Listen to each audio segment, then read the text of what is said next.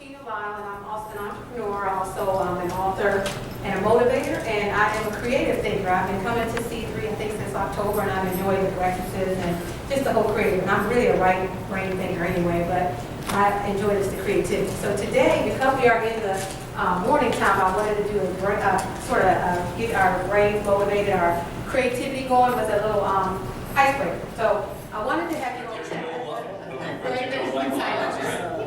It's very You straightforward. need to write that. Like you can personalize your card. You can pick the kind of deck you want. Some of them We came up with sort of a bunch of different ways that you could potentially market them. First, playing two games at the same time. Our first little joke, have ADD. These are the cards for you. A new generation of cards. These are for people who love multitasking. We're all doing different stuff on our phones. We all want to kind of get better at multitasking these days. Do more at once with double-sided cards. Because playing one game is boring. Why not play two at the same time? So you could have two different games on there too. You could have Sudoku on one side, you could have playing cards on the other. If you like poker, keep your players honest. You can't bluff if the cards are on the side.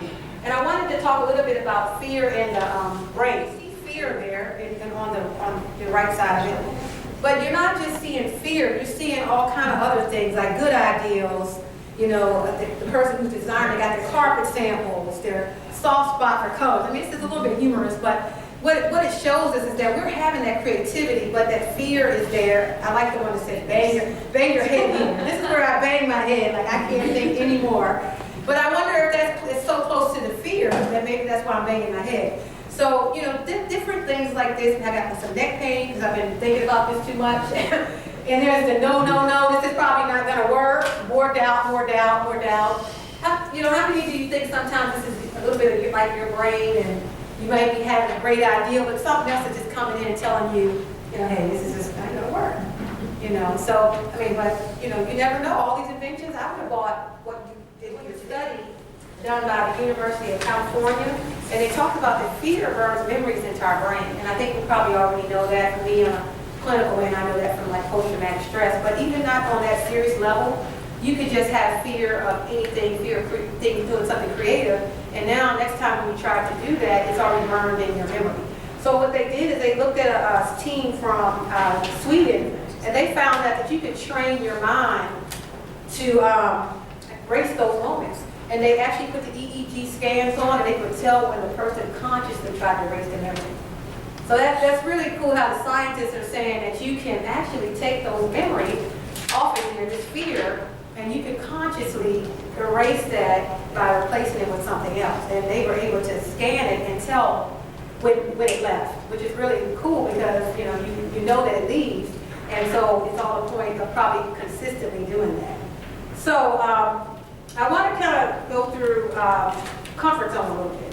And in my book that I wrote, Who Told You Couldn't Be You, 10 Secrets to Living the Authentic You, the whole book is about living the authentic you, which is who you were created to be and not who society told you to be. Just being who you are, not trying to impress others, but what comes naturally to you. And there's a chapter on 4 of fear, conquering your fears.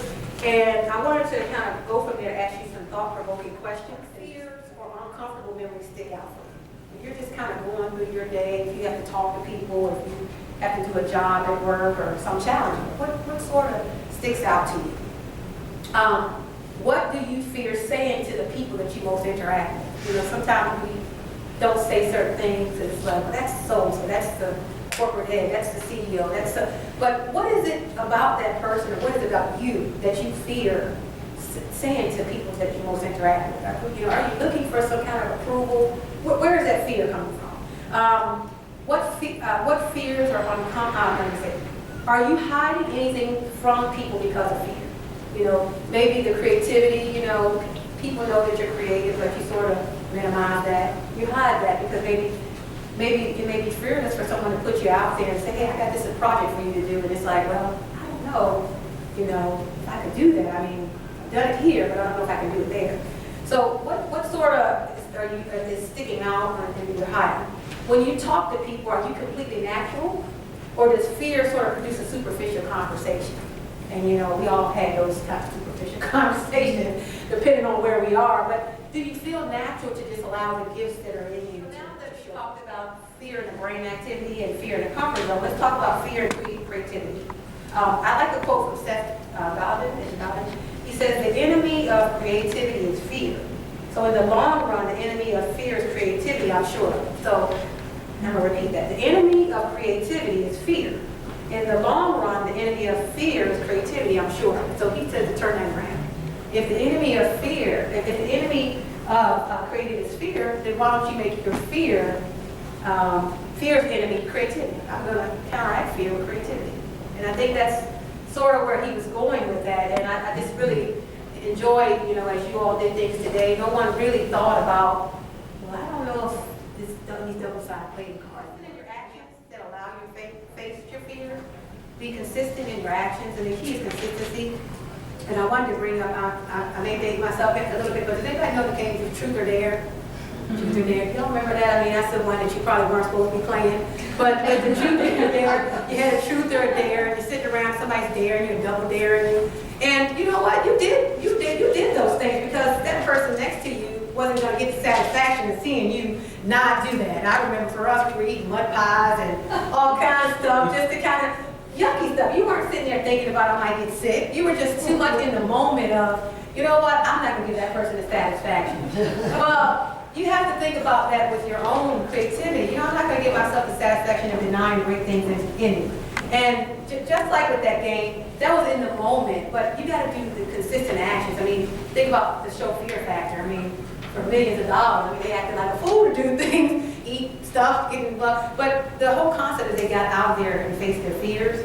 And so we shouldn't have just an adrenaline moment to face our fears. You know, it shouldn't be someone's daring us or paying us. But that consistently, you're taking a little step. Today, I'm going to do something that faces my fear. Tomorrow, and just little things, baby steps, small steps. And then you have that consistent action. Because if you're only facing your fears once a month or every other year, it's going to be hard. But if every day you just take a little step, small steps. And then the last thing is reward yourself and celebrate small successes when you move past your fears. Reward yourself and celebrate small successes when you move past your fears. When you accomplish a little thing and somebody said, that was great, so all that was nothing. No, don't say all that wasn't nothing. That was really great, big to you, because that was a fear that you got over.